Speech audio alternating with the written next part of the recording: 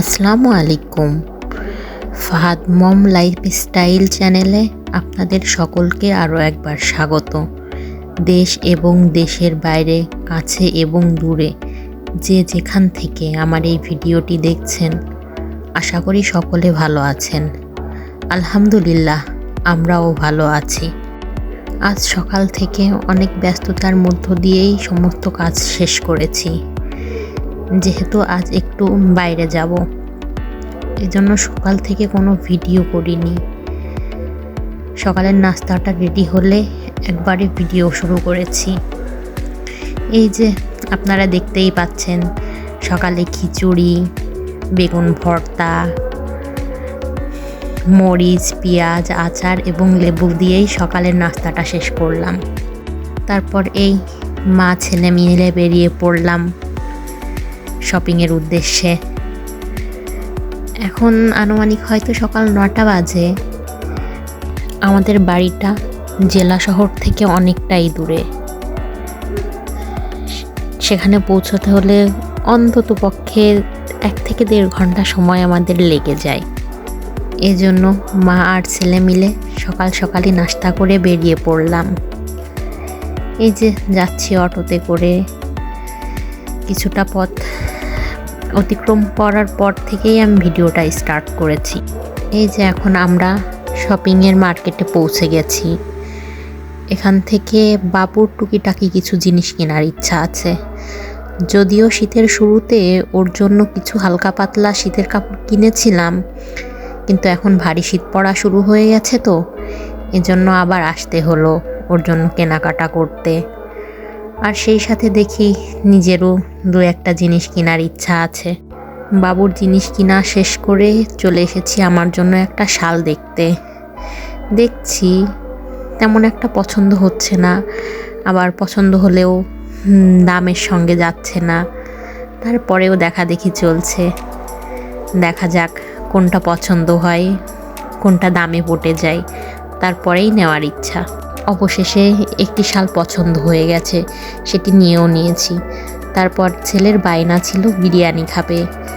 ওখান থেকে কাচ্চি নিয়ে মা আর ছেলে মিলে বাড়িতে চলে এসেছি। এই যে দেখতেই পাচ্ছেন, ছেলের এতটা পরিমাণ ক্ষুধা লেগে গেছে যে আমাকে সার্ভ করার সময়টুকু দিচ্ছে না।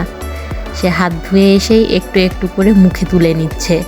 কারণ আমরা বের হয়েছি সেই সকাল 9টায় বাড়ির থেকে, আর এখন বাড়িতে পৌঁছাতে 3:30 বেজে গেছে।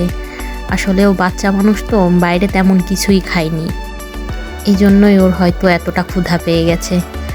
আর এই যে দেখুন আজ কি কেনাকাটা করলাম। বাবুর জন্য 2-1টা প্যান্ট নিয়েছি, শীতের একটু ভারী টাইপের মোটা। তারপর নিয়েছি হচ্ছে একটা হুডি, এটাও ভারী শীতে পরা মতো।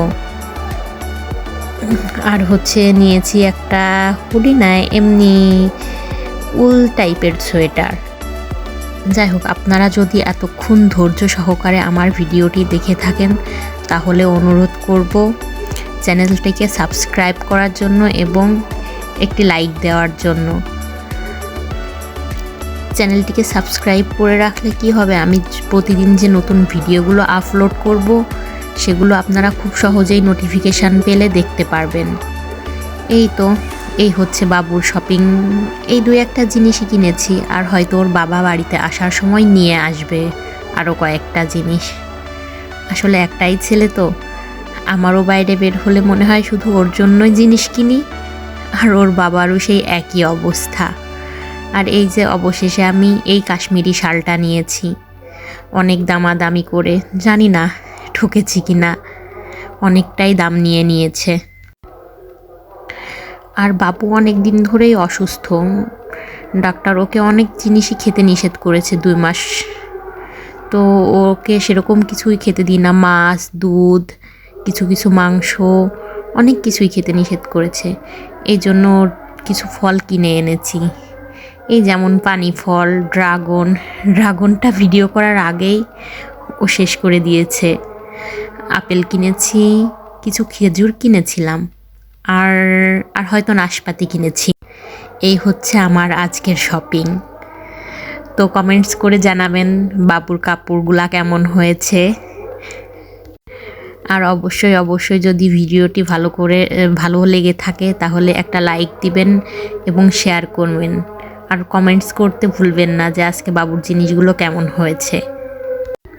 তারপর হাঁটতে হাঁটতে একটু মাঠের দিকে চলে গিয়েছিলাম। ওই যে গতকাল বললাম মাহফিল হবে, বাবু যাওয়ার জন্য বায়না করছে, তাই ওর কাকু ওকে নিয়ে যাচ্ছে। এই চাচা ভাতিজা মিলে চললো মাহফিল দেখতে। কখন ফিরবে তারও ঠিক নাই। আসলে ওর তো মাহফিল দেখা না, ওর হচ্ছে খেলনাপাতি কিনা। তো যাই হোক, সবাই ভালো থাকবেন, সুস্থ থাকবেন।